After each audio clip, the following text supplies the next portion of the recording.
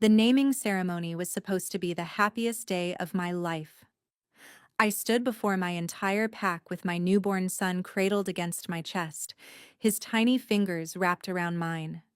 300 wolves had gathered in the Great Hall of Ashenmoor to witness Alpha Draven officially name our heir and reaffirm our mate bond before the ancestors. I had dreamed of this moment through 9 months of carrying his child, through the agonizing labor that nearly killed me, through the sleepless nights of recovery while Draven grew distant, cold, absent from our bed.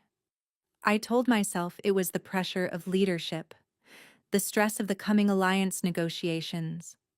I told myself that once our son was named, once our bond was sealed permanently before the pack, everything would return to what it was. I was a fool. Draven stood at the altar, magnificent in his ceremonial blacks, his dark hair swept back from a face that had once looked at me with adoration. Now those steel-gray eyes held nothing, not love, not warmth, not even recognition. And beside him, where no one should have stood, was Mireia. Beautiful Mireia, with her river of golden hair and her poisonous smile. My husband's advisor, his confidant, the woman who had whispered in his ear for months while I grew heavy with his child. Before the ancestors and the moon, Draven announced, his voice echoing through the stunned silence. I reject Vesna of the Thornwood line as my mate, and Luna of this pack. The words hit me like a physical blow. My knees buckled. In her place, he continued, not even glancing at me, I claim Mireia as my true mate and the mother of my future heirs. The hall erupted. Gasps, shouts, and the sound of my world shattering into 1,000 irreparable pieces. My baby began to cry, and Mireia smiled at me with triumph, gleaming in her amber eyes as she took her place at my husband's side. I was cast out that very night. No belongings, no provisions. Just me, my 3-day-old son, and the clothes on my back, stumbling into the frozen wilderness of the Northern Territories. I was meant to die out there. They all knew it.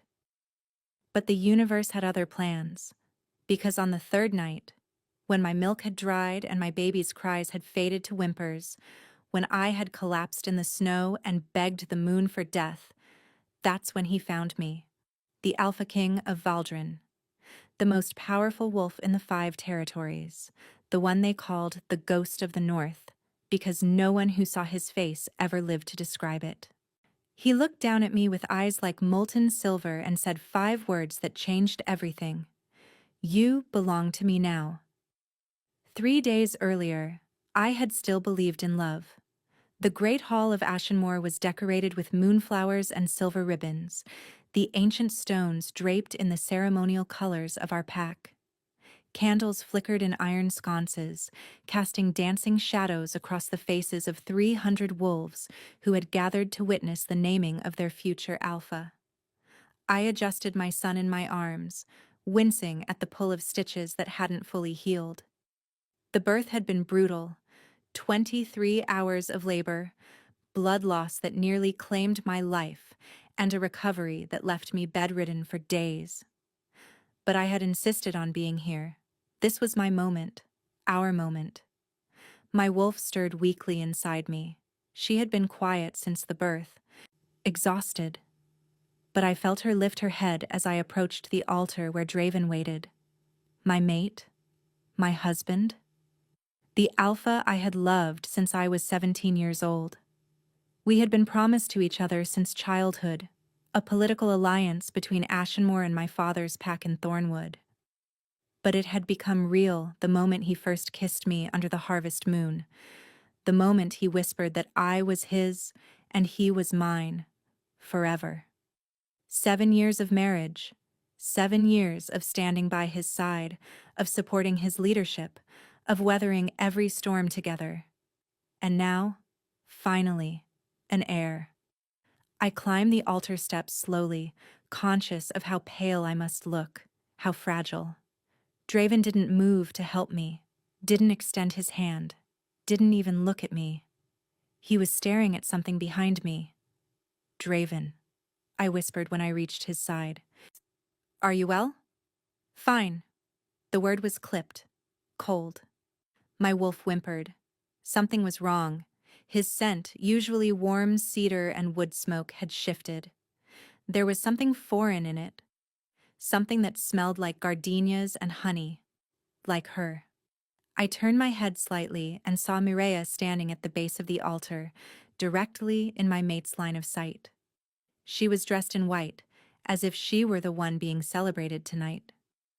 Her golden hair cascaded over bare shoulders, and her amber eyes were fixed on Draven with an intimacy that made my stomach lurch.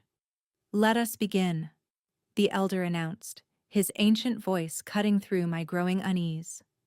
"We gather beneath the blessing of the moon to name the heir of Ashenmoor, and to witness the sacred bond between Alpha and Luna." Draven stepped forward. My heart swelled despite my fears. Here it was, the moment he would hold our son, speak his name to the ancestors, and reaffirm that I was his chosen mate. But he didn't reach for the baby. He didn't even look at our child. "Before the ancestors and the moon," Draven said, and his voice was different, hollow, rehearsed. "I reject Vesna of the Thornwood line as my mate and Luna of this pack." The silence that followed was absolute. Every wolf in the hall stopped breathing. My arms tightened around my son so hard he began to cry. I couldn't move, couldn't speak, couldn't comprehend. "Draven." My voice cracked. "What are you saying?" He finally looked at me then, and what I saw in his eyes shattered me. Nothing. There was nothing there. No love, no regret, no hesitation. Just empty gray steel, as if the man I had married had been hollowed out and replaced with a stranger. "I'm saying," he continued, loud enough for everyone to hear, "that you are no longer my mate. You are no longer Luna of Ashenmoor, and the child you hold is no longer my heir." "No." The word tore from my throat. "No, you can't. The bond, Draven. Feel the bond. It's still there. I can feel it." "I feel nothing," he said flatly. "I haven't felt anything for you in months." Mireia began climbing the altar steps. My wolf howled inside me, throwing herself against my ribs, trying to surge forward and fight. But I was too weak, too broken. 3 days post-birth, still bleeding, still healing, and my mate was rejecting me in front of everyone I knew. "In her place," Draven announced as Mireia reached his side, "I claim Mireia as my true mate and the mother of my future heirs." "No!" I screamed. Mireia's hand slid into Draven's, and she turned to me with a smile that was pure venom. "You should leave now, Vesna," she said softly, sweetly, like honey poured over a blade. "Before this becomes even more embarrassing for you." My legs gave out. I collapsed on the altar steps, clutching my wailing infant, and not a single wolf in that hall moved to help me. They just stared, frozen in shock or too afraid of their alpha to intervene. "Remove her," Draven said, already turning away. "She has until moonset to leave pack territory. After that, she is rogue." Rogue. The word was a death sentence. 2 guards gripped my arms and dragged me down the steps. I screamed, fought, begged.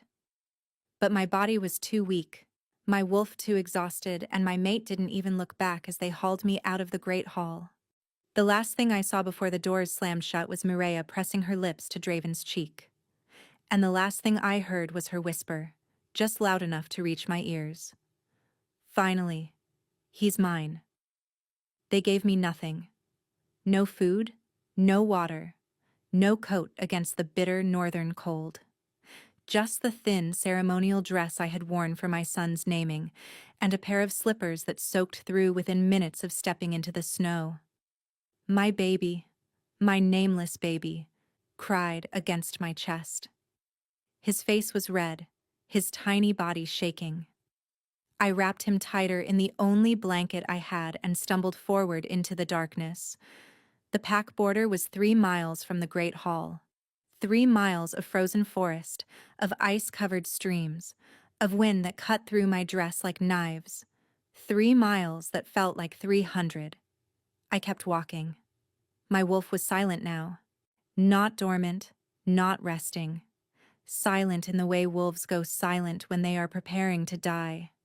Please, I whispered to her. Please, help me, just until we're safe. Nothing. The rejection had damaged her. I could feel the place where the mate bond had been, raw and bleeding like a wound that wouldn't close. Every step sent agony through that wound. Every breath felt like inhaling glass. But I kept walking. For him. For my son, who deserved a name, who deserved to live, who had done nothing wrong except be born to a mother his father had decided to throw away. By the second night, I had crossed the border into the unclaimed wilderness between Ashenmoor and the Northern Territories. No pack ruled here. No wolves patrolled. It was empty, frozen, and utterly without mercy. My milk had stopped coming that morning. My son's cries had grown weaker, quieter. He was starving, and I had nothing to give him. I found a hollow beneath an ancient oak, the roots forming a small cave just large enough to shelter us from the wind. I crawled inside, pressed my back against the frozen bark, and held my baby to my chest.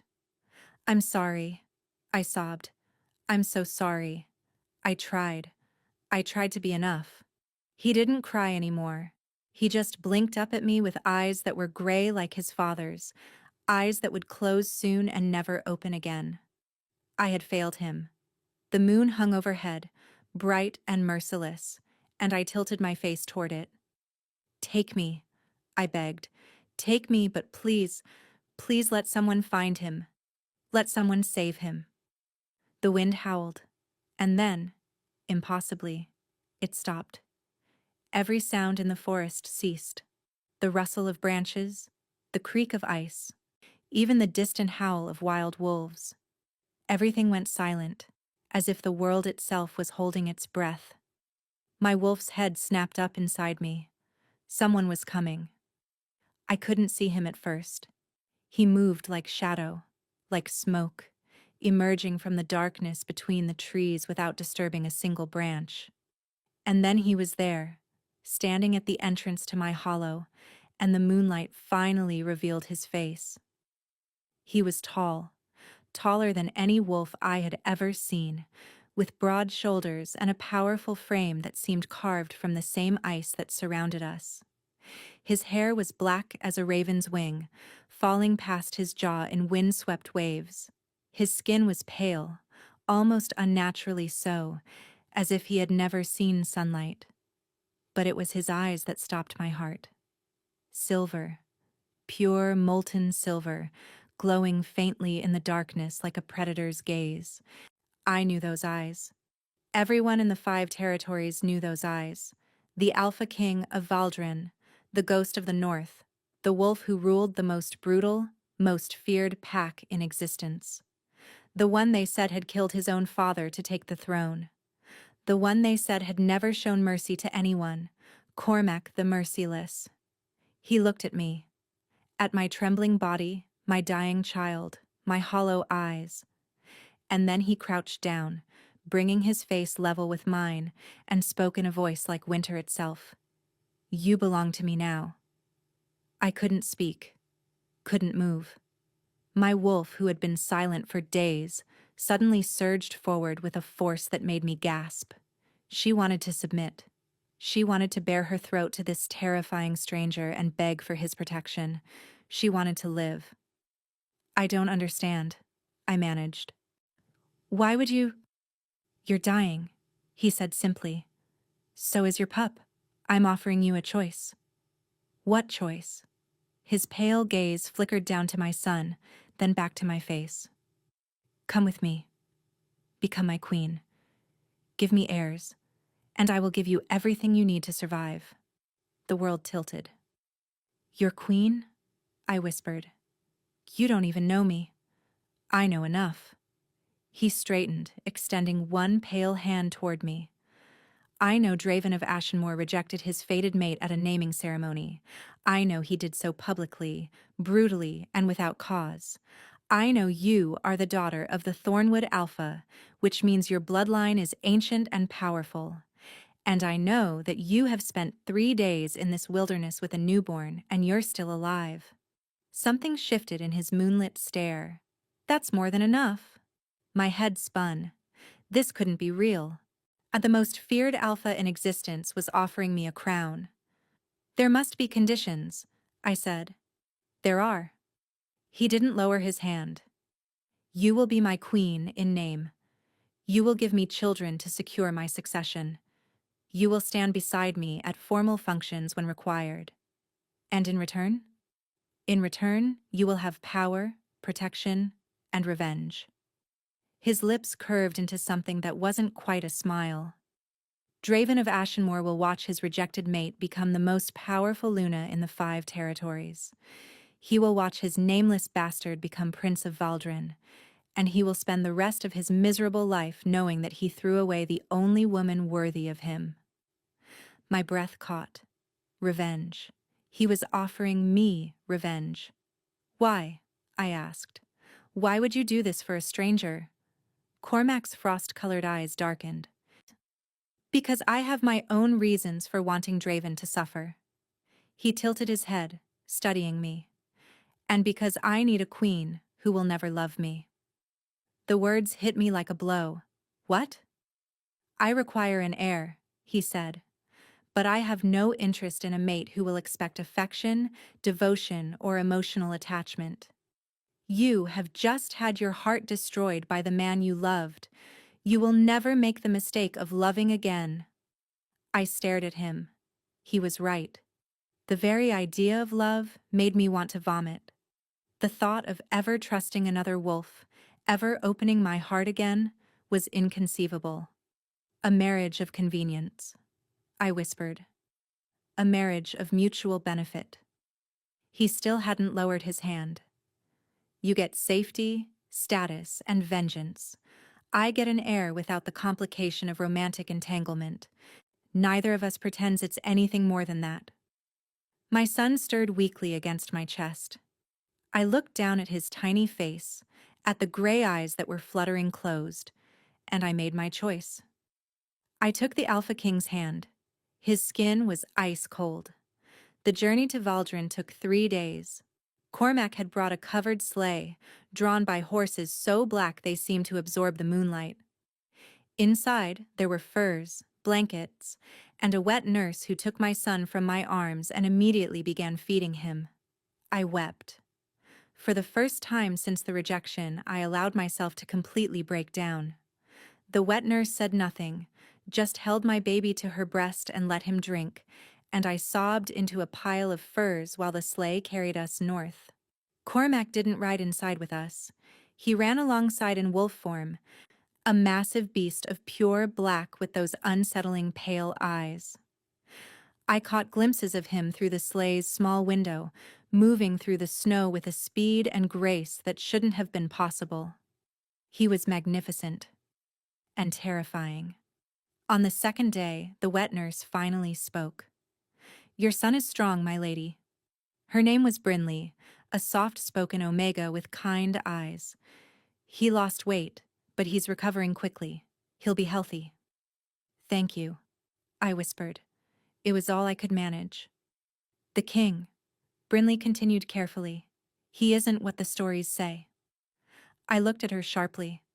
The stories say he killed his father. His father was a monster. Brinley's voice dropped.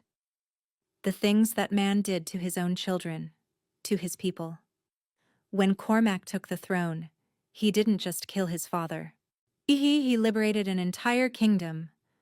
I didn't know what to say to that. He's cold, Brinley admitted. Distant. He doesn't let anyone close. But he isn't cruel, my lady. Not to those who don't deserve it. Before I could respond, the sleigh began to slow. We had arrived. The obsidian palace rose from the mountains like a frozen dream. Black stone towers stretched toward a gray sky, their peaks lost in swirling clouds. The walls were carved with ancient runes that seemed to shimmer with faint blue light. And everywhere, there was ice.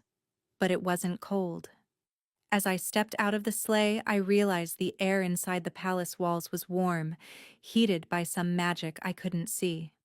Servants in dark livery rushed forward to take my furs, to guide me toward the great doors, and every single one of them bowed. "Welcome, my lady," they murmured. "Welcome to Valdrin." My lady. Not rogue, not rejected, not the woman Draven threw away. My lady. Cormac appeared beside me in human form, dressed now in black leather and a long coat lined with silver fur. His dark hair was damp from snow, pushed back from a face that was devastatingly handsome in a sharp, severe way. "The council is waiting," he said without preamble. "We'll formalize the arrangement now." Now? I looked down at myself. I was still wearing the tattered remains of my ceremonial dress. Still dirty. Still exhausted. Shouldn't I at least? The council has heard rumors of my return with a woman and child. Cormac met my gaze. "If we don't formalize this immediately, they will assume you are a prisoner or a plaything. Neither assumption ends well for you." I swallowed. "Then let's go." The council chamber was carved from the same black stone as the rest of the palace, but here the walls were lined with torches that burned blue instead of orange. 7 wolves sat at a long table, their ages ranging from a young woman with sharp features to an ancient man whose eyes had gone milky with blindness. They all turned when Cormac entered. "Your Majesty." The eldest rose, bowing stiffly. "We heard you returned with company." "I have." Cormac gestured for me to step forward. "This is Vesna of the Thornwood line, formerly Luna of Ashenmoor. She will be my queen." The silence that followed was absolute. Then the young woman at the end of the table laughed. "You can't be serious." She rose, her dark hair swinging. "This is Draven's rejected mate, his cast-off. You want to make her queen of Valdrin?" "I do. The other packs will see it as an insult." The young woman's voice rose. "They'll say you couldn't find a proper queen, so you took someone else's trash." My wolf snarled inside me. Before I could stop myself, I stepped forward.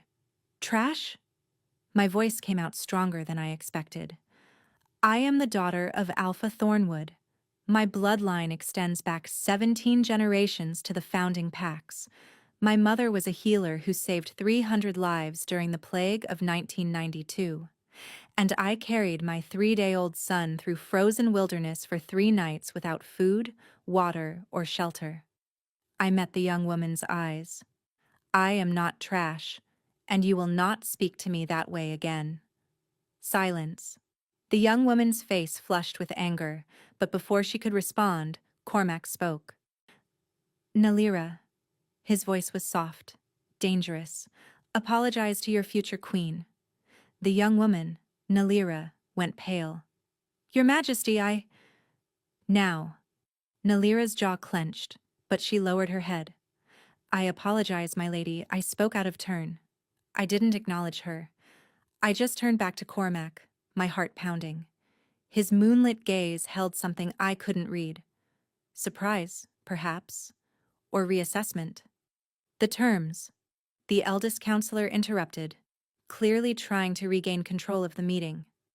"We must discuss the terms of this union." Cormac nodded.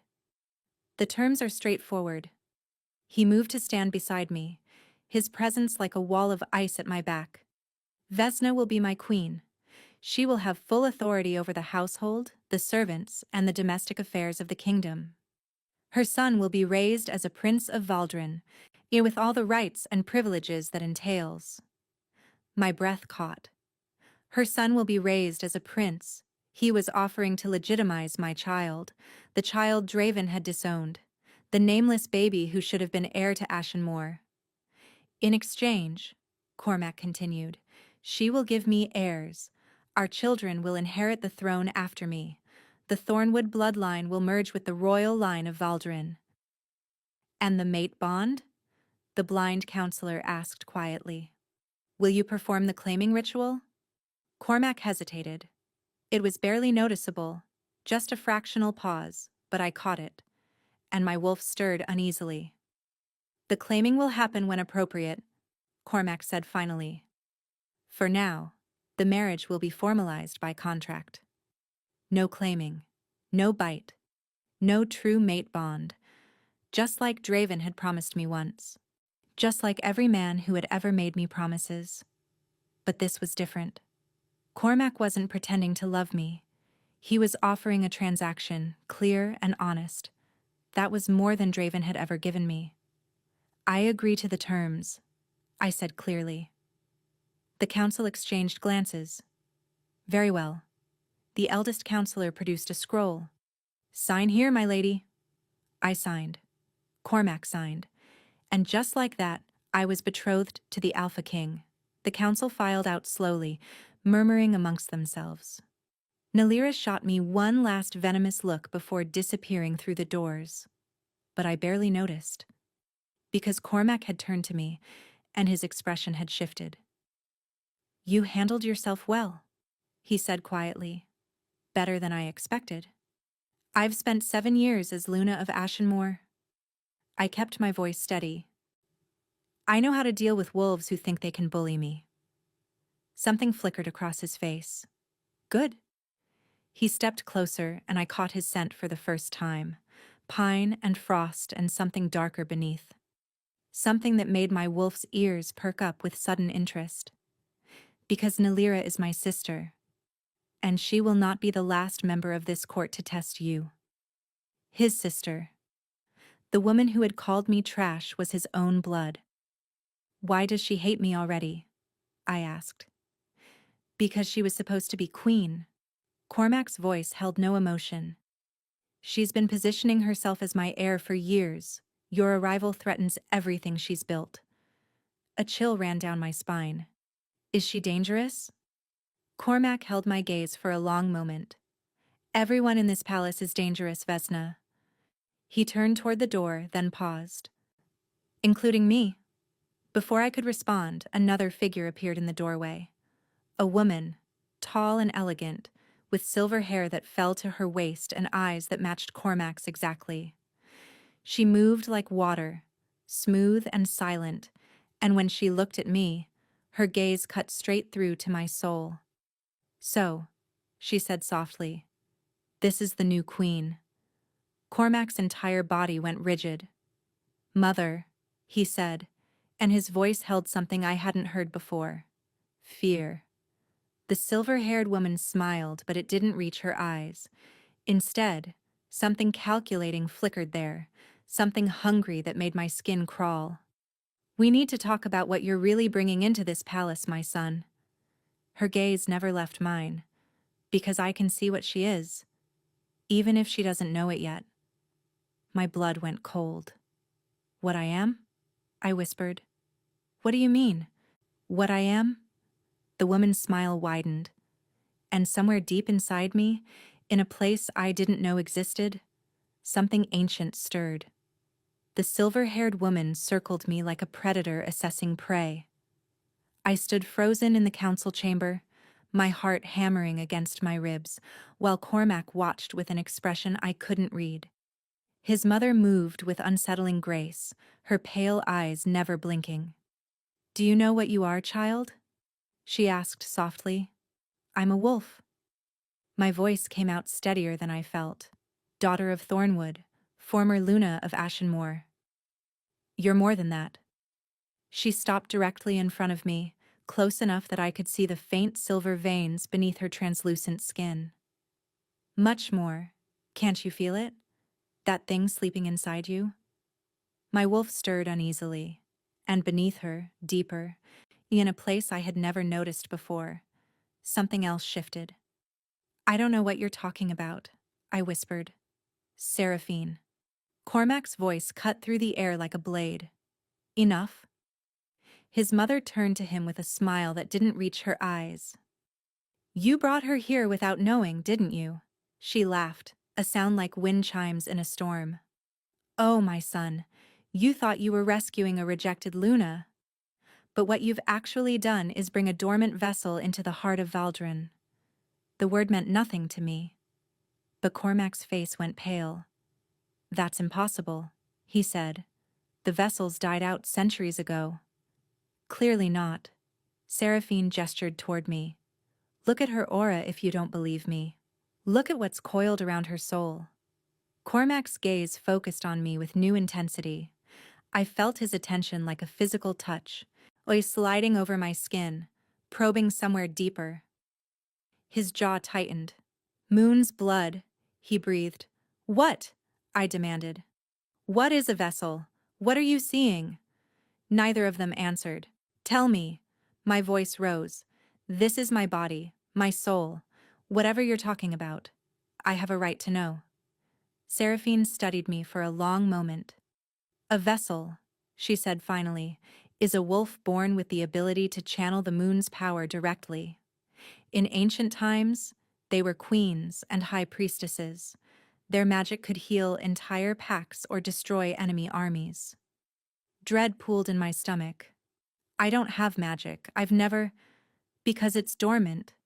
Seraphine's eyes gleamed. Locked away, probably since birth. Someone bound it. Someone who knew what you were, and wanted to keep you weak. My father's face flashed through my mind.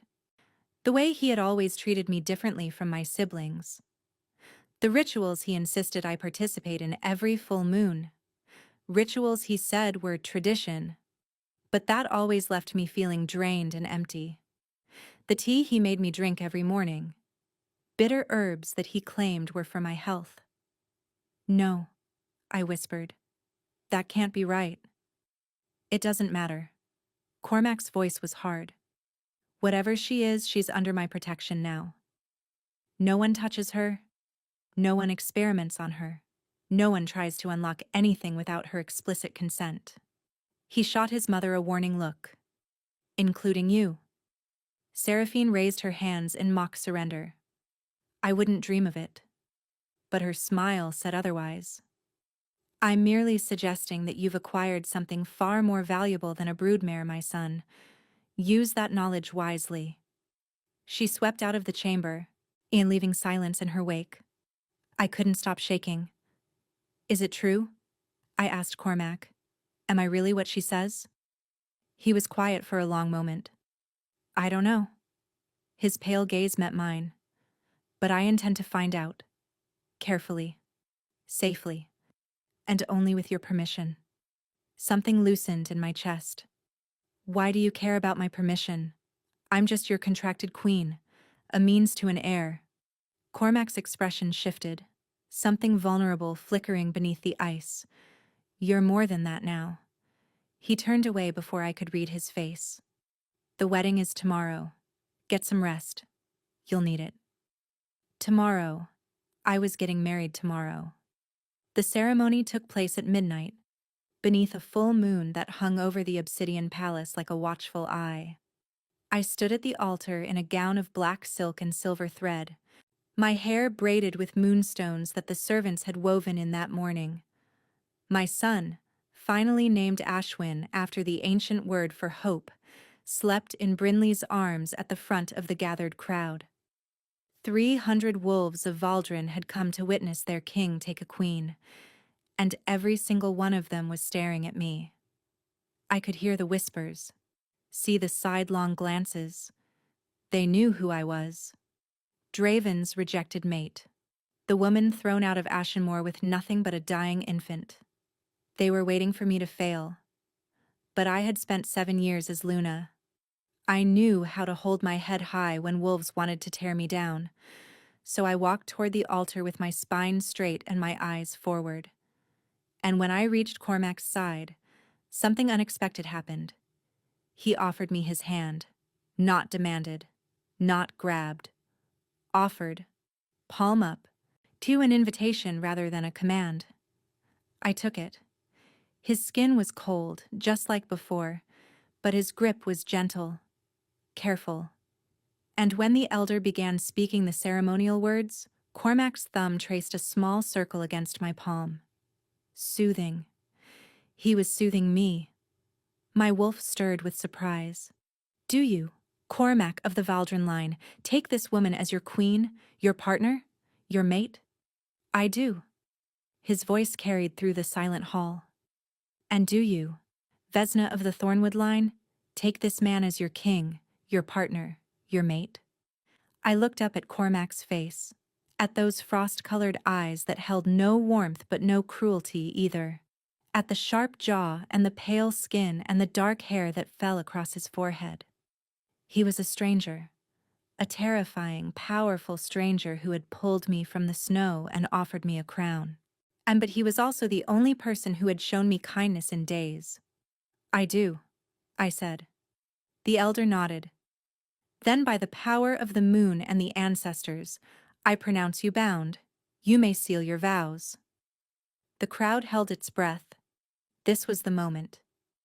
Would he claim me, bite my neck, and make me truly his? Or would he honor our agreement and keep things contractual? Cormac turned to face me fully. His hands came up to cup my face, cold palms against my flushed cheeks. I trembled, waiting for his teeth at my throat. But instead, he leaned down and pressed his lips to my forehead. The kiss was soft, tender. It lasted only a moment. But when he pulled back, I saw something flicker in his pale gaze. Something that looked almost like regret. My queen, he said quietly. The crowd erupted in cheers.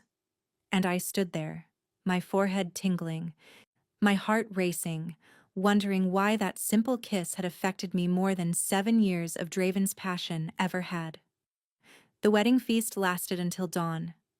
I sat at the high table beside Cormac, accepting congratulations from wolves whose names I couldn't remember, eating food I couldn't taste, smiling until my face ached. Ashwin had been taken to the nursery hours ago, and I longed to go to him, to hold him, to remind myself why I was doing all of this. But queens didn't leave their own wedding feasts, so I stayed, and I watched. I watched Nalira glaring at me from across the hall, her dark eyes promising retribution. I watched Seraphine holding court among the elder wolves, her silver hair gleaming as she whispered things that made them look at me with new speculation. I watched the servants moving like shadows, efficient and silent, where their eyes carefully averted from their king, and I watched Cormac. He barely ate, barely drank.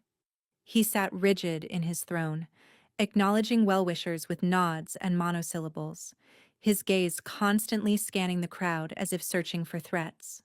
He wasn't enjoying this any more than I was.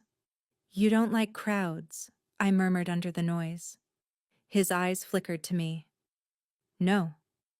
Then why have such a large wedding? Because politics demands it. His voice was flat.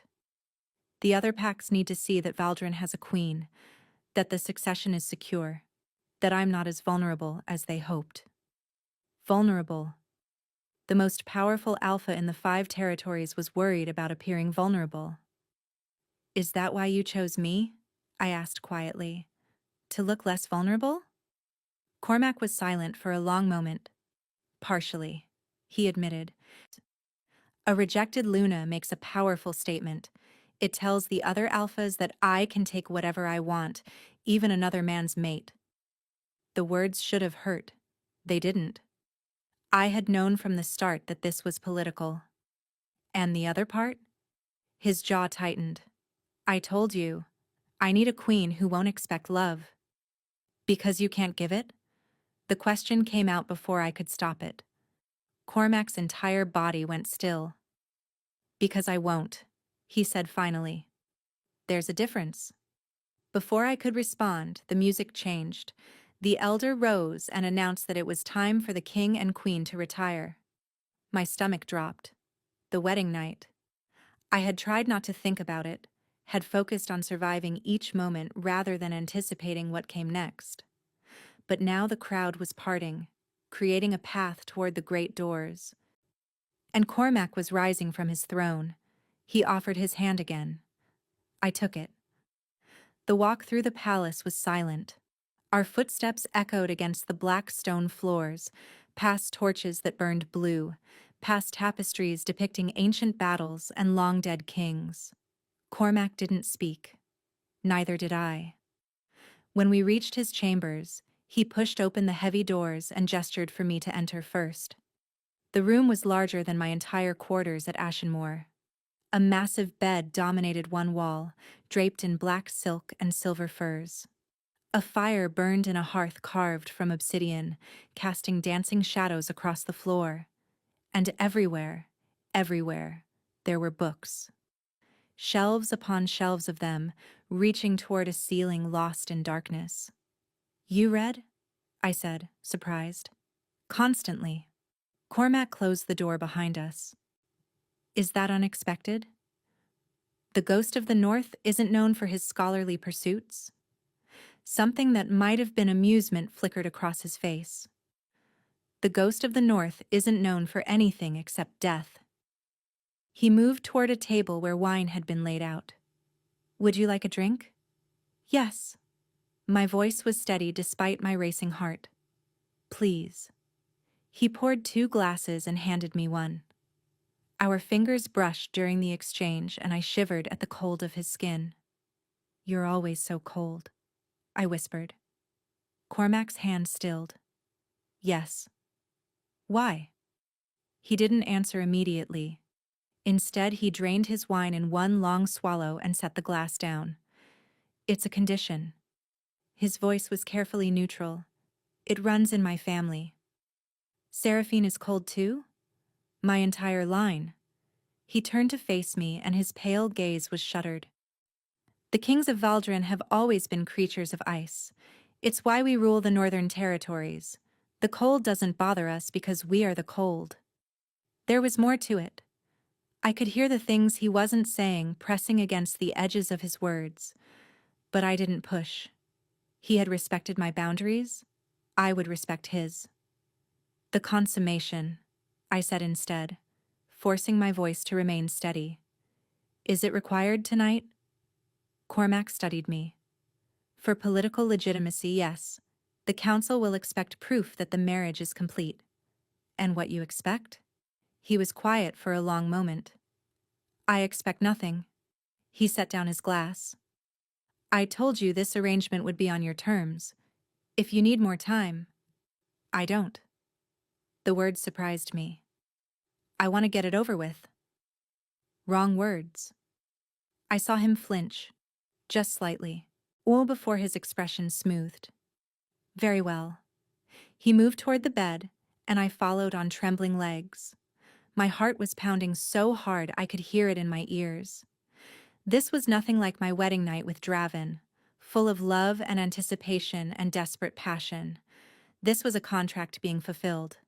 Cormac sat on the edge of the bed and looked up at me. "I won't hurt you," he said quietly, "and I won't take anything you don't willingly give. If at any point you want to stop, say so. I will stop." My throat tightened. Draven had never said anything like that. Draven had taken what he wanted, when he wanted, assuming my consent rather than asking for it. "Thank you," I whispered. Cormac reached for me slowly, giving me time to pull away.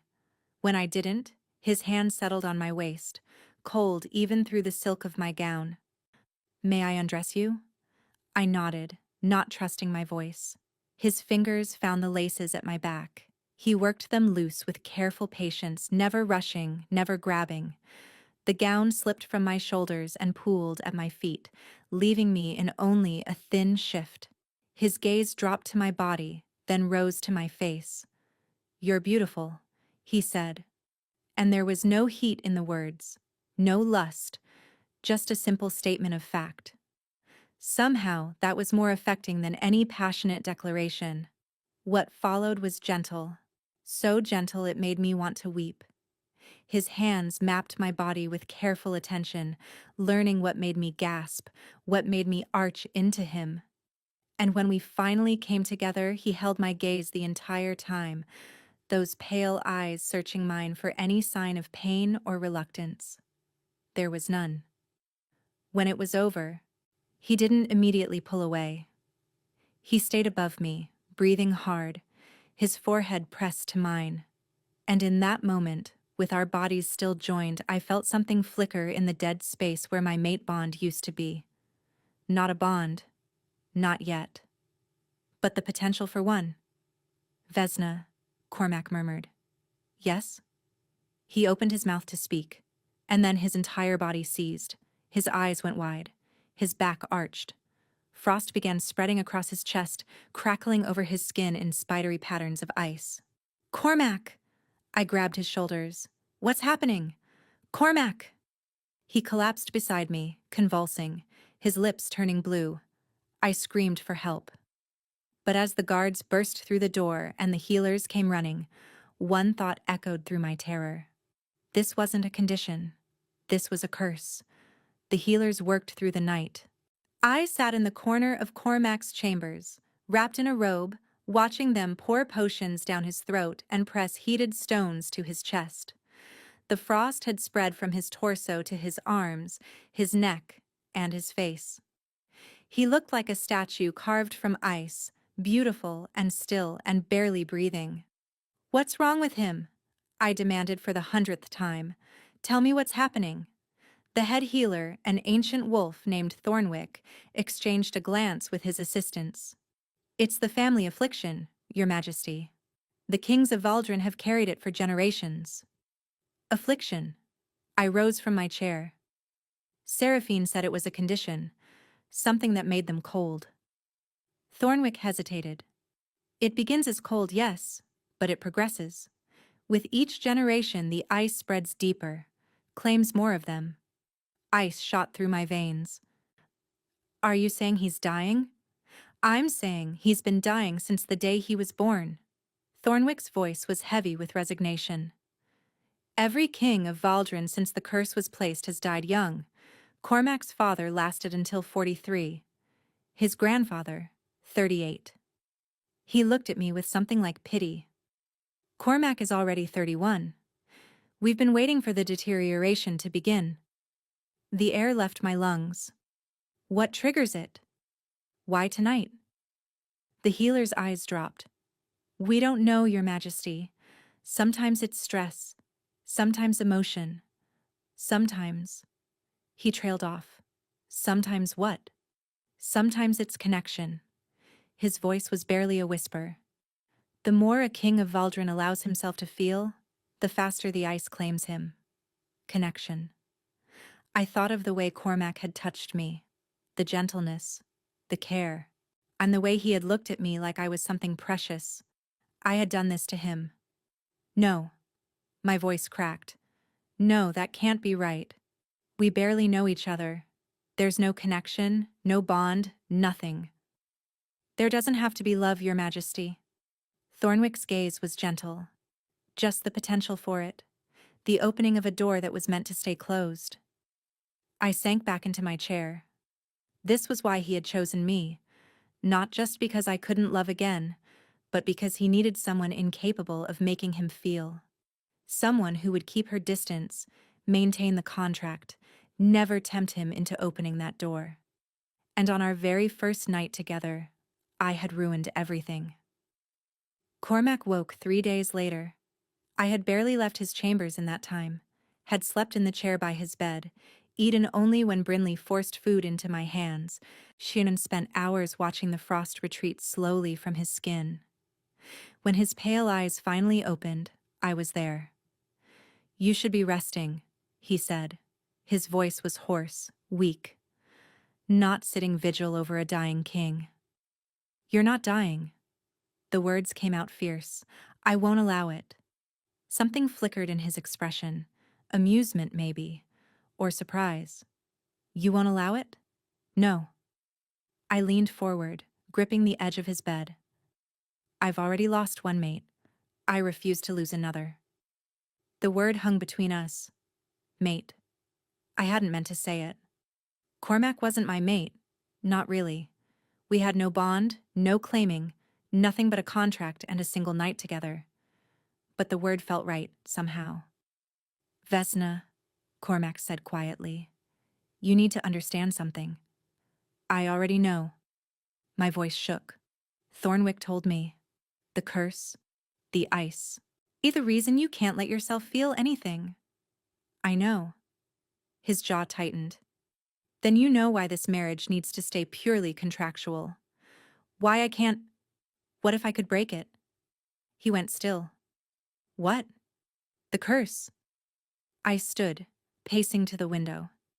Seraphine said I'm a vessel, that I have dormant power. What if I could use it to break the curse on your line? That's not possible. How do you know? I spun to face him. Has anyone ever tried? Has any Queen of Valdrin ever been a vessel before? Cormac's expression was unreadable. The last vessel died 300 years ago, around the same time the curse was placed. My mind raced. That's not a coincidence. I stepped closer to the bed. Someone cursed your family after the vessels died out. Which means a vessel might be exactly what's needed to undo it. Or a vessel might make it worse. His voice was sharp. We don't know what you are, Vesna. We don't know what power is locked inside you. Unleashing it blindly could destroy us both. Then we find out carefully. I sat on the edge of his bed, close enough to feel the cold radiating from his body. Your mother said my power was bound. Someone knew what I was and suppressed it. If we can figure out who and why, maybe we can find answers. Cormac studied me for a long moment. Why do you care so much? He asked finally. You've known me for less than a week. This isn't your burden. The question stopped me. Why did I care? He was right. We were strangers, bound by convenience. I owed him nothing beyond the terms of our contract. But I thought of the way he had kissed my forehead at our wedding, the way he had asked permission before touching me, the way he had looked at me during our joining, as if my pleasure mattered more than his own. Because you saved me, I said quietly. You saved my son. You gave us a home when everyone else left us to die. I met his pale gaze. I don't know if I can love you, Cormac. I'm not sure I'm capable of that anymore. But I can fight for you. I can try to save you the way you saved me. Something shifted in his expression. His hand reached out, cold fingers wrapping around mine. You are nothing like I expected, he murmured. Is that good or bad? I don't know yet. His thumb traced across my knuckles. But I'm beginning to think this contract may have been a terrible idea. My heart stuttered. Because of the curse? Because of you. His frost-colored eyes held mine. I chose you because I thought you'd be safe. Broken. Incapable of reaching me. His grip tightened. But you're not broken, Vesna. You're the strongest wolf I've ever met. And that makes you very, very dangerous. I didn't know what to say, so I leaned forward and pressed my lips to his forehead, the same way he had kissed mine at our wedding. He shivered beneath me. Rest, I whispered. We'll figure out the curse together. But first, you need to heal. The weeks that followed changed everything. What had begun as a contract slowly transformed into something else. Cormac insisted on taking meals with me once he recovered. At first, the dinners were silent, awkward, two strangers sharing food without sharing words. But gradually, we began to talk. He told me about his childhood, about a father who beat him for showing weakness and a mother who watched without intervening, about the day he killed his father, not for power, but to protect his younger sister from the same fate.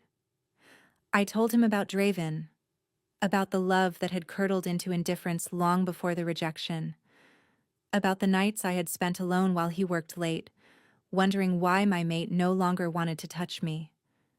We talked about our fears, our hopes, our impossible situation. And somewhere along the way, the ice in his eyes began to thaw. He started visiting my chambers in the evenings, not for consummation, not for heirs, but just to sit by the fire and read while I nursed Ashwin. Sometimes he would fall asleep in the chair, and I would drape a blanket over him, marveling at how young he looked in rest. The council noticed. The servants noticed. Everyone noticed that the cold king was softening, and I noticed that every time he let his guard down, the frost on his skin grew slightly darker.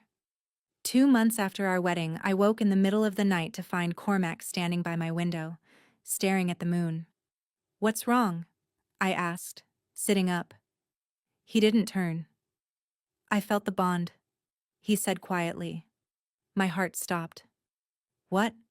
"Just now, while I was sleeping."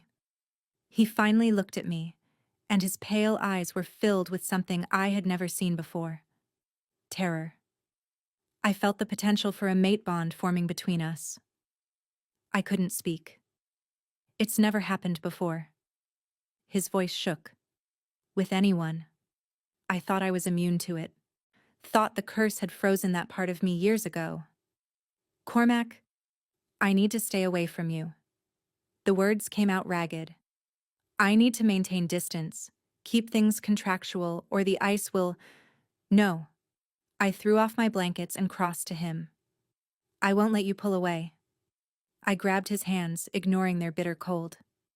"I won't let you freeze yourself to death because you're afraid of feeling something." "I'm not afraid of feeling something." His eyes blazed. "I'm afraid of killing you by feeling it. Don't you understand? If the bond forms, if I let myself love you, the curse will accelerate. I'll die, and you'll be left alone, bonded to a dead man, broken beyond repair." Tears burned in my eyes. "Then we break the curse before it gets that far." "We don't know how—" "Then we find out." I squeezed his hands. "I'm a vessel, Cormac. There's power inside me that someone went to great lengths to suppress. Power that might be the key to saving you." I stepped closer, forcing him to meet my eyes. "Let me try. Let me fight for you." He stared at me for a long moment. Then his cold hands came up to cup my face. "You impossible woman," he whispered. And he kissed me. Not on the forehead, not on the hand. He kissed me properly, deeply, his cold lips moving against mine with desperate hunger. And I kissed him back, pouring everything I felt into that single point of contact. When we finally broke apart, both breathing hard, he pressed his forehead to mine. "If we do this," he said quietly, "if we try to break the curse, you need to know something." "What?" His pale gaze met mine. "I'm already in love with you, Vesna. And I've been falling since the moment you told Nalira you weren't trash." His hands trembled against my face. "And if we fail, if the curse takes me before we find the answer, I need you to promise me something." "Anything. Promise me you'll take Ashwin and run. Take him somewhere safe, somewhere far from Valdrin, and raise him to be good. Don't let him become what I am." Tears spilled down my cheeks. "I promise," I whispered. "But we're not going to fail." He kissed me again, softer this time. And as the moon watched over us, something clicked into place deep inside my chest. The dormant power stirred, and for the first time in my life, I felt truly awake. The next 3 months were the happiest of my life. Cormac and I stopped pretending. We dined together openly, walked the palace gardens with Ashwin between us, and spent our nights tangled in each other's arms. The council whispered. The servants smiled. Even Nalira's hostility softened into something closer to grudging acceptance. "You're good for him," she admitted one afternoon, catching me in the library. I didn't think anyone could be. I looked up from the ancient text I'd been studying. Research on vessels had become my obsession, though the palace archives held frustratingly little. "I thought you hated me," I said carefully. Nalira's dark eyes flickered with something like shame. "I hated what you represented, a threat to my position, a reminder that my brother could choose someone over me." She sat across from me, her posture rigid. "But I've watched you these past weeks. You're not trying to replace me. Yet you're trying to save him." "I am." "Then we want the same thing." She leaned forward. "Let me help you research. I know these archives better than anyone. It was the beginning of an unexpected alliance. Together, Nalira and I dug through centuries of records, searching for any mention of vessels, of the curse, of how the two might be connected. We found fragments, hints, and pieces of a puzzle that refused to form a complete picture. Until the night, everything changed. I was in Cormac's chambers when the pain hit. We had been lying together, my head on his chest, his cold fingers tracing patterns on my back. The fire crackled low in the hearth, and for once, he felt almost warm against me. I could stay like this forever, I murmured. So could I. His voice was soft, vulnerable. Vesna, I need to tell you something. I lifted my head to look at him. His pale eyes were brighter than I'd ever seen them, glowing faintly in the firelight. I love you, he said. Not as a contract, not as an arrangement. I love you completely, desperately, in a way I never thought I was capable of. My heart soared. I love you too, I whispered. I think I have since the moment you kissed my forehead at our wedding. He smiled. A real smile, rare and beautiful. And then his face contorted in agony. Cormac! Frost exploded across his chest like shattered glass. It spread faster than I had ever seen, racing up his neck, down his arms, crystallizing across his skin in patterns of deadly ice. No! I grabbed his shoulders. No, no, no, not now, please. His body convulsed. His eyes rolled back. And the temperature in the room plummeted so dramatically that my breath came out in visible clouds. I screamed for the healers. They came running, but I could see the despair in their faces before they even reached the bed. This was worse than before. So much worse. The curse is accelerating, Thornwick said grimly. His confession of love must have triggered a deeper phase. Then we take it back. I was sobbing now. We pretend we don't feel it. We go back to the contract. It doesn't work that way, Your Majesty. Thornwick's voice was heavy. Once love is acknowledged, it cannot be unfelt. The curse knows. It always knows. I looked down at Cormac's frozen form. His lips were blue. His skin was white as snow. The frost had spread to cover nearly his entire body, leaving only his face exposed. And even as I watched, ice began creeping across his cheeks. How long? I demanded. Thornwick hesitated. How long does he have? Days. The word fell like a death sentence. Perhaps a week if we keep him warm. But without a miracle, Your Majesty. He shook his head. The king will not survive the month. I didn't sleep that night. I sat beside Cormac's frozen body, holding his ice-cold hand, and I made a decision. No more research. No more careful study. I needed to unlock my vessel powers now, regardless of the risk. Whatever was dormant inside me, whatever my father had suppressed all those years ago, I had to release it. Because I refused to let Cormac die. When dawn broke, I summoned Seraphine. She arrived in my chambers with that knowing smile that always made my skin crawl. You want me to unbind your powers? She said before I could speak. Can you do it? Perhaps. She circled me slowly. But you should understand what you're asking.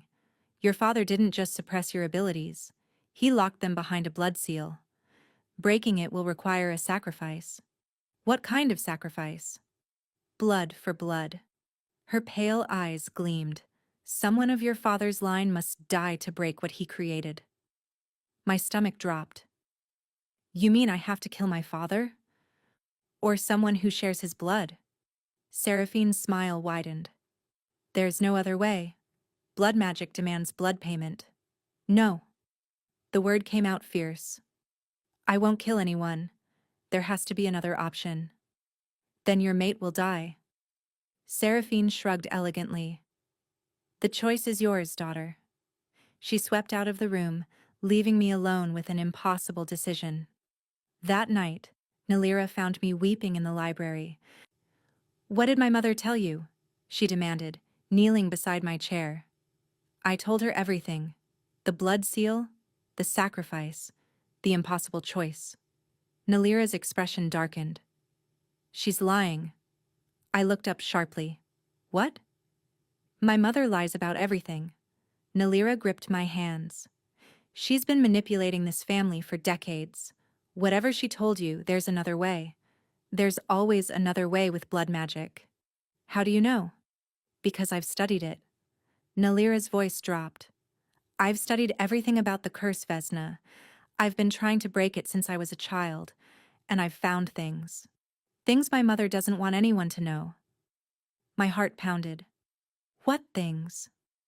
Nalira glanced at the door, then leaned closer. The curse wasn't placed by an enemy, she whispered. It was placed by someone inside the family's history. A vessel from Thornwood 300 years ago, a woman named Lysara, who loved a king of Valdrin and was betrayed by him. The air left my lungs. And my mother has been maintaining it ever since, Nalira continued. Feeding Cormac herbs that accelerate the ice, keeping him weak so she can control him. Why? Because weak kings are easy to control. And my mother has been the true power behind Valdrin's throne for 30 years. My mind raced. If Seraphine was actively making the curse worse, then breaking it wasn't just about unlocking my powers. It was about stopping her. We need proof, I said. I know where to find it. Nalira stood. My mother keeps a private study in the East Tower. No one is allowed inside. But if the answers exist anywhere, they're there. I rose to my feet. Then let's go. The East Tower was locked with magic. Nalira pressed her palm against the door and spoke words in a language I didn't recognize. The lock glowed blue, then clicked open. How did you know that? I whispered. I've been watching my mother for years. Nalira pushed the door open. Learning her secrets, waiting for the right moment to use them. The study beyond was small and cluttered. Shelves lined every wall, stuffed with books and bottles and strange artifacts. A desk dominated the center, covered in papers and crystals and what looked like dried herbs. Start searching, Nalira said. Look for anything about the curse, about vessels, about blood magic. We tore through the room in desperate silence. I found letters from wolves I didn't recognize, written in coded language. When I found jars of powder labeled with symbols that made my skin crawl. I found a portrait of a young woman with silver hair and my exact same eyes. Nalira. My voice shook. Who is this? She looked at the portrait and went pale. That's Lysara of Thornwood, she whispered. The last vessel, the one who died 300 years ago. I stared at the face in the painting. She looked like me. Not just similar. Identical. The same eyes, the same cheekbones, the same stubborn set to the jaw. She was from Thornwood, I breathed. My family's pack. She must be your ancestor. Nalira's voice was awed. That's why you're a vessel. The power passed down through your bloodline. I turned the portrait over. There was writing on the back. Faded, ancient, but still legible. Lysara of Thornwood, I read aloud. Who loved the king of Valdrin and was betrayed. Who cursed his line to never know love as she was denied it. Who died believing her vengeance would last forever. Dread pooled in my stomach. My ancestor placed the curse, I whispered. The same blood that created it might be the blood to lift it. Nalira grabbed my arm. Vesna, look at this. She was holding a journal, leather-bound and worn with age. I recognized the handwriting immediately. Seraphine's. The curse can only be broken by a vessel of Lysara's line, Nalira read aloud. The same blood that placed it must be the blood to lift it. I have searched for decades for a surviving vessel, hoping to bind them to my purpose. But they are extinct. The line ended. My son will die like his father. and I will rule through his heir as I have always ruled. Rage burned through me. She knew, I said. She knew I was a vessel the moment she saw me. She knew I could break the curse. But she doesn't want it broken. Nalira's voice was bitter. She wants Cormac dead. She wants to control his heir. She's been poisoning him for years, accelerating the curse, waiting for him to die. The blood seal on my powers. My mind raced. She said I needed to kill someone of my father's line to break it, but that's a lie, isn't it? There has to be another way. Nalira flipped through the journal frantically. There has to be something here. There is. The voice came from the doorway. We spun to find Seraphine standing there, her pale eyes blazing with fury.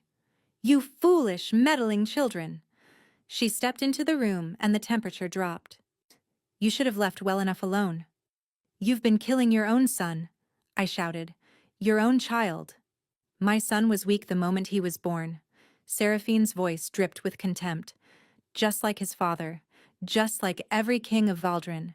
They feel too much, care too much. They need to be controlled. You're a monster. I'm a survivor. She raised her hand, and ice began forming in her palm. And I will not let a Thornwood bitch destroy everything I've built. She hurled the ice at my chest, but before it could reach me, something erupted from inside my body. Fire. Pure, blazing, golden fire that exploded outward and vaporized the ice in midair. Seraphine stumbled backward, her eyes wide with shock. Impossible, she breathed. Your powers are bound. I looked down at my hands. Flames danced across my palms, warm and bright and utterly under my control.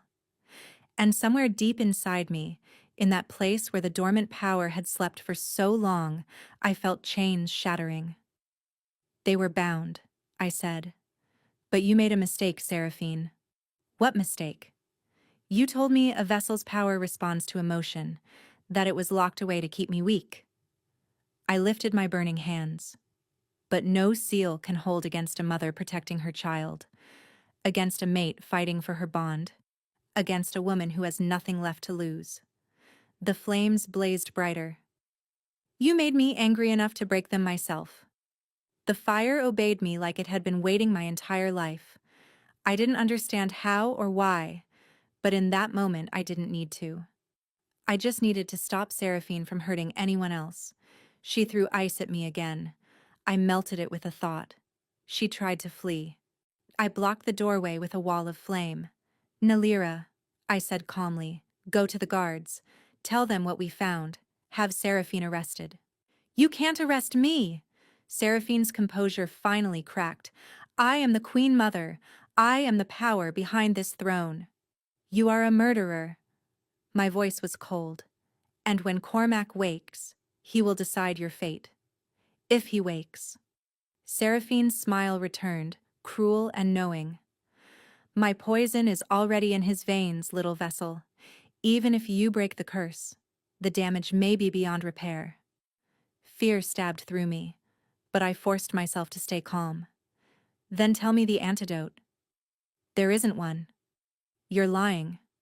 I stepped closer, and the flames around me burned brighter. You've been lying since the moment I arrived. Tell me the truth, or I will burn it out of you. Something flickered in Seraphine's eyes. Fear. She was afraid of me. The antidote, I repeated. Phoenix tears. The words came out in a rush, mixed with moonflower essence and the blood of the one who loves him most. 3 drops on his tongue before the next full moon, or he dies. Phoenix tears. Moonflower essence. My blood. I could do this. Nalira. I turned to find her staring at me with awe. Get the guards, now. She ran. I stayed, keeping Seraphine pinned with my fire, until the guards arrived and dragged her away. The next 12 hours were a blur. Nalira helped me search the archives for information on Phoenix tears. They were rare, nearly extinct, harvested from the nests of firebirds that lived only in the volcanic mountains to the south. It would take weeks to reach them, Nalira said despairingly. Cormac doesn't have weeks. But I wasn't listening, and I was staring at my hands, at the flames that still flickered across my palms, warm and golden and impossibly familiar. Vessels channel the moon's power, I murmured. That's what Seraphine said. Yes, but fire is born from the sun. I looked up at Nalira. But the moon reflects the sun's light. The power is the same, just transformed. Nalira's eyes widened. You think you can create phoenix tears? I think I can create something better. I closed my eyes and reached deep inside myself, to that place where the fire lived. But this time, I didn't call the flames outward. Instead, I pulled them inward, condensing them, purifying them, until they became something else entirely. When I opened my eyes, a single drop of liquid gold hovered above my palm. Vessel's tears, I whispered. Born from the same source as Phoenix fire. Nalira was crying. You brilliant, impossible woman. I collected 3 drops in a crystal vial, then sliced my palm and added 3 drops of my blood. The mixture glowed faintly, pulsing like a heartbeat. The moonflowers, I said. Where can we find them? The palace gardens. Nalira was already running. I'll get them. Go to Cormac. Go now. I ran. Cormac's chambers were silent when I arrived. The healers had given up. They stood in the corners, heads bowed, waiting for their king to die. Thornwick looked at me with hollow eyes. Your Majesty, I'm so sorry. Leave us. My voice brooked no argument. All of you, now. They filed out. I approached the bed where Cormac lay. He was almost entirely frozen now. Only his face remained visible beneath the ice, and even that was dusted with frost. But his lips were blue. His eyes were closed. He looked like a statue, beautiful and cold and utterly still. I'm here, I whispered, taking his frozen hand. I'm here, and I'm going to save you. Nalira burst through the door, moonflowers clutched in her fist. I crushed the petals into the vial. The mixture blazed golden, then settled into a deep amber glow. 3 drops, I murmured, before the full moon. I looked out the window. The moon was rising, full and bright and watching. I had minutes. I pried Cormac's frozen lips apart and tilted the vial. 1 drop, 2 drops, 3 drops. The amber liquid disappeared into his mouth, and nothing happened. No. My voice cracked. No, it has to work. It has to. The ice on his chest began to glow. Faintly at first, then brighter. Golden light spreading through the frost like sunrise through clouds. The ice cracked, shattered, fell away in glittering shards. Cormac gasped. His eyes flew open, pale and bright and alive. Vesna, he breathed. I was sobbing as I threw myself into his arms. He was warm. For the first time since I'd known him, his skin was warm against mine. The curse, he whispered. I felt it break. I felt it shatter like chains falling away. Seraphine was poisoning you. I pulled back to look at his face. She's been maintaining the curse for decades, Cormac. My ancestor Lysara placed it, but your mother has been exploiting it ever since to keep you weak. His expression hardened. Where is she? In the dungeons. Nalira stepped forward. Awaiting your judgment. Cormac looked at his sister for a long moment. You helped save me, he said quietly. Vesna did the saving. Nalira's voice was thick. I just pointed her in the right direction. Still. Cormac reached out and gripped her shoulder. Thank you, sister. Nalira burst into tears. The following weeks brought revelations I never expected. Seraphine's trial revealed the full extent of her treachery. She had been manipulating the Valdrin kings for 3 generations, using the curse to keep them weak and controllable. She had poisoned Cormac's father, accelerated his death when he grew too independent. She had tried to do the same to Cormac. The council sentenced her to eternal imprisonment in the ice caves beneath the palace. a fitting punishment for a woman who had used cold as her weapon. But Seraphine's crimes weren't the only secrets to emerge.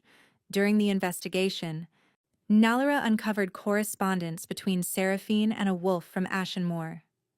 Letters that explained why Draven had rejected me so suddenly, so completely, so unlike the man I had married.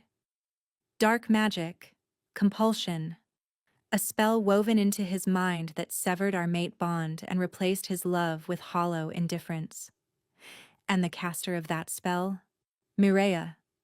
We rode to Ashenmoor on the first day of spring. Cormac insisted on coming, along with 100 of Valdrin's finest warriors. We weren't invading. We were simply paying a diplomatic visit to discuss the attempted assassination of Valdrin's queen, because that's what Mireia's spell had been, an attempt to destroy me by proxy, using my own mate as the weapon. Draven met us at the border. I barely recognized him. He was gaunt, hollow-eyed, his once powerful frame wasted away to bone and sinew. His wolf stood beside him, but there was no light in those gray eyes. Vesna. His voice cracked. I remember. Moon help me. I remember everything. The spell broke, Mireia said from behind him, her voice dripping with venom. When you broke Seraphine's curse, the magic she gave me failed too. I looked at the woman who had destroyed my life. She was still beautiful, still golden-haired and amber-eyed and poison-sweet. But there was fear beneath her defiance now. She knew what was coming. You conspired with Seraphine to have me killed, I said calmly. You used dark magic on my mate to force him to reject me. You sent me and my infant son into the wilderness to die. You should have died. Mireia's composure cracked. You were supposed to die. When Seraphine approached me 2 years ago, she promised that if I helped remove you, she would make me Queen of Ashenmoor. She gave me the compulsion spell, taught me how to use it on Draven, told me exactly when to strike. Her voice rose hysterically. She said once you were gone, no vessel would ever threaten her power again. She said I'd have everything. Seraphine is imprisoned for eternity. Cormac's voice was ice. And you will join her. Mireia went pale. No. No, you can't. Draven, tell them. Tell them I'm your mate. You were never my mate. Draven's voice was hollow. You are a parasite who crawled into my mind and made me betray the only woman I ever truly loved. He turned to me, and tears streamed down his ruined face. Vesna, I'm so sorry. I know it means nothing. I know I can never undo what I did. But I need you to know that it wasn't me. The man who rejected you, who threw you out, who let our son go nameless into the snow, that wasn't me. I looked at my former mate. I had spent months hating him, dreaming of this moment of seeing him broken and begging for forgiveness. I had imagined all the cruel things I would say, all the ways I would make him suffer. But standing here now, looking at the shell of the man I had once loved, I felt nothing but pity. I know it wasn't you, Draven. My voice was steady. And I forgive you. His knees buckled. He collapsed in the dirt, sobbing. Cormac's hand found mine. What would you have me do with him? He asked quietly. I considered. Draven had been a victim too. Mireia's puppet, Seraphine's pawn. He had lost everything. His mate, his son, his dignity, his pack's respect. He would spend the rest of his life knowing what he had done while under compulsion. That was punishment enough. Let him live, I said. He'll suffer more that way. Cormac nodded. And her? He gestured toward Mireia, who was being restrained by Valdrin guards. I walked toward the woman who had orchestrated my destruction. She glared at me with undisguised hatred. You think you've won? She spat. You're still nothing. A rejected mate, a broodmare, I slapped her. The crack echoed across the silent gathering. I am Vesna of Valdrin, I said, Queen of the Northern Territories, Vessel of the moon, breaker of the Valdrin curse. I leaned closer. And you are nothing but a footnote in my story. I turned away. Take her to the ice caves, I told the guards. Let her keep Seraphine company for the rest of her miserable existence. Mireille's screams followed us as we rode away. Word reached us from Thornwood a week later. When news spread of what I had become, a vessel, a queen, the woman who broke the Valdrin curse, my father had tried to flee.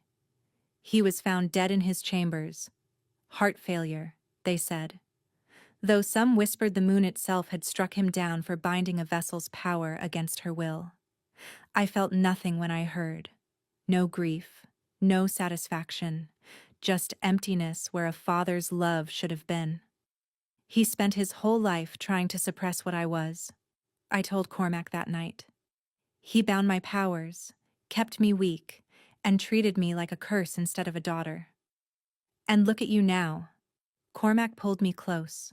The most powerful woman in the 5 territories. Because of you?